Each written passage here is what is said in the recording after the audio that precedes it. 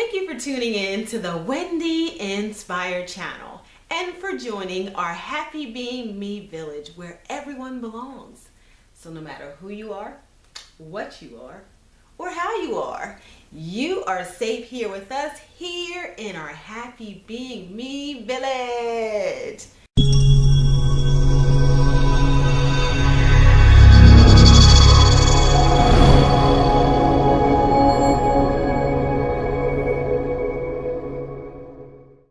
So happy super special Thursday. It is a special Thursday. Today is a day to celebrate our viewers, our subscribers, our family, our friends. Today is a day of celebration, a day of gratefulness. And this special Thursday, I want to talk about doggy paddling until you learn how to swim. And what do I mean by that? I mean, push as hard as you can, as best as you can, until you get to the level that you wish to reach. Perfect example. So we have some expert swimmers, we have some not expert swimmers, people who may not have as much experience swimming. So I think back when I was a little girl and I didn't really know how to swim. So I got into the pool with my mom and she held me by my waist and she said, just move your hands like this and kick your feet and you're gonna learn how to swim. So when I looked around me, I seen a lot of people swimming, long strokes. I seen people floating on their backs. I seen people jumping off the diving board. And I looked around and I said, I can't do any of it. And my mom said, just keep moving your hands and kicking your feet. And eventually you're gonna learn how to swim. So I remember when I was little and I'm in the pool trying to do my little doggy paddle. She's like, cup your hands so you can get the water.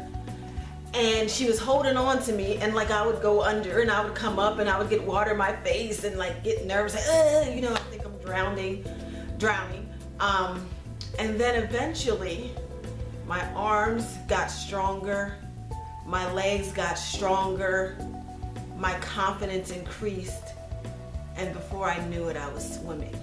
Now, it didn't happen overnight. It didn't happen in weeks.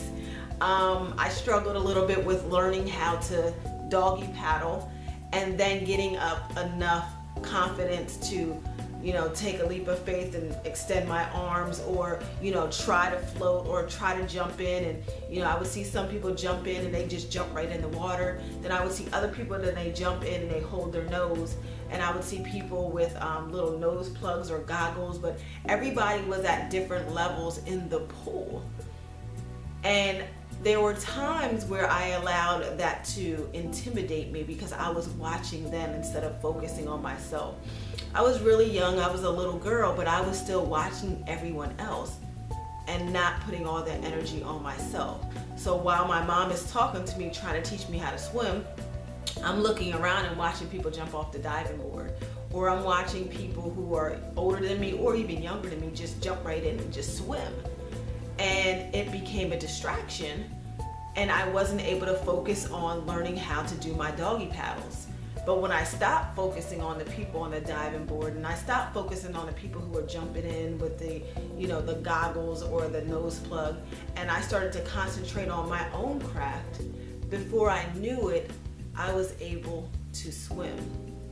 Another example was when I started working out again a few months back. And one of my warm-ups is doing push-ups.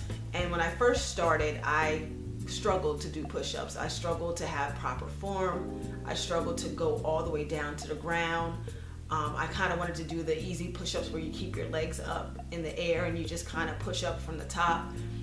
But after doing it time and time again, I was able to improve my form and I was able to eventually do a real push-up, and you can check that out right now.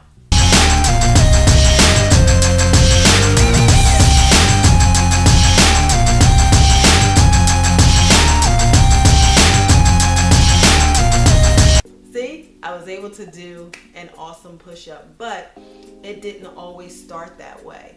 When you think about when people are dieting, or when people are trying to lose weight, or when people are trying to learn a new craft.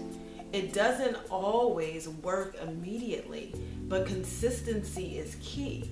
So if we really want to achieve something, we have to focus on our doggy paddle before we learn how to swim. Again, consistency is key. So it is okay if you did not reach the tippy top just yet. If you're working towards it and you're consistent with it and you're focusing on your own craft. And what I mean by that is your own craft, not someone else's craft. Your own craft. Do it your own way. Do it your own style, because that's really what life is all about. Life is all about being who you truly are and who you were destined to be. If you're trying to be someone else, you're never going to be successful, because there is only one of you and there's only one of them. And no matter how much you try to behave like them or act like them or think like them, you'll never be them, because you're not meant to be them, because you're meant to be you. So keep your eyes on your own prize and give yourself some credit. I say it all the time. You can watch many of my videos and I talk about giving yourself credit, because when we're focusing on everything that we're doing wrong, when we're focusing on just watching everybody else jump off the diving board or dive into the water, we're not able to refine our craft. So remember, it's okay to doggy paddle, and keep on focusing on your doggy paddle in order to learn how to swim. So I will see you soon, and have a wonderful day.